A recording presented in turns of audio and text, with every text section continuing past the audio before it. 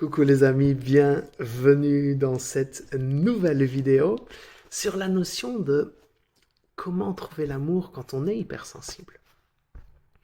Alors être hypersensible, c'est tout ressentir plus fort, d'accord, avec beaucoup plus d'intensité. Et je vous faisais une vidéo hier sur le lien entre le fait d'être hypersensible et d'avoir cette perspective spirituelle, d'être une vieille âme qui a déjà expérimenté beaucoup et du coup ça peut expliquer cette sensibilité accrue. En tout cas, ce que je peux vous dire dans mon expérience, dans celle des gens que j'accompagne, c'est que le domaine des relations amoureuses, c'est un domaine galère. On peut avoir beaucoup d'épanouissement dans beaucoup d'autres domaines et avoir plutôt des difficultés dans celui-là. C'est ok, c'est aussi ce qu'on est venu expérimenter dans cette transition de vie en tant qu'humain. Et souvent, on se retrouve dans des situations où la personne qui est face à nous tire vers le bas. Donc, dans notre couple, je veux dire. C'est souvent une expérience dont on fait dont on fait l'expérience, en fait, la personne nous tire vers le bas. De par sa façon d'être, c'est rien contre nous, c'est de sa façon d'être, ou alors nous pousse vraiment vers le bas dans un but de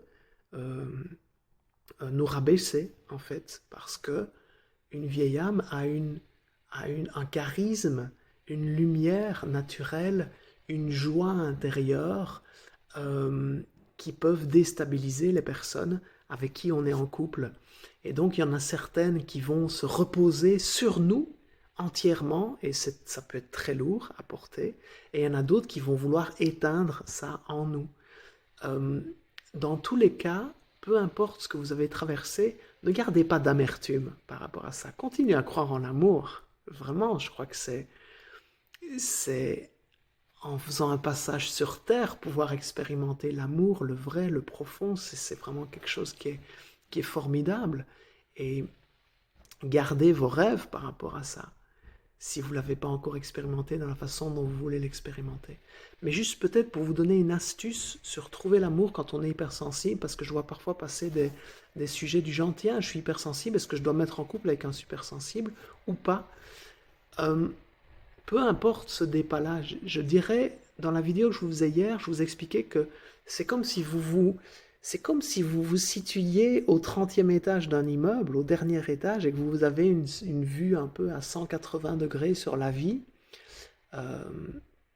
Et en fait, moi, ce que je vous conseillerais plus, c'est de prendre le temps d'observer, est-ce que la personne qui me plaît, avec qui je projette d'être en couple, sera aussi au même étage que moi, qu'elle verra les choses de mon point de vue, en fait, plutôt que d'aller se mettre en couple avec quelqu'un qui vit au 3e étage et qu'on doit toujours lui expliquer la vue qu'on a nous.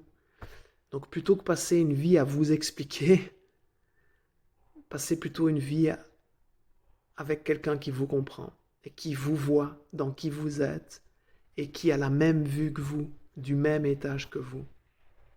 Ça simplifiera quand même vachement les choses. Je te dis à demain dans la prochaine vidéo.